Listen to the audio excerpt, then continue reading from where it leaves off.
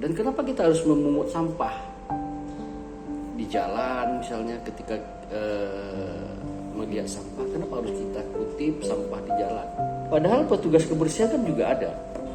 Di sini dapat kita ambil sebuah hikmah bahwa seseorang yang mampu mengambil sebiji sampah yang berada di sekitarnya, berarti orang tersebut adalah orang yang betul-betul bisa dan mampu dititipkan sebuah amanah tanpa melihat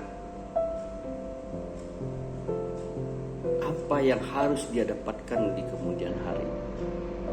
Jadi ini adalah sebuah tanggung jawab moral sebenarnya.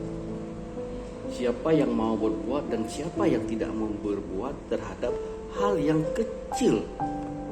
Nah, ketika hal kecil saja tidak mampu kita lakukan, jangan berharap hal besar akan diberikan kepada kita.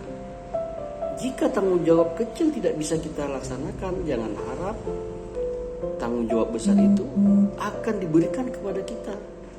Jadi intinya adalah kembali kepada diri kita masing-masing.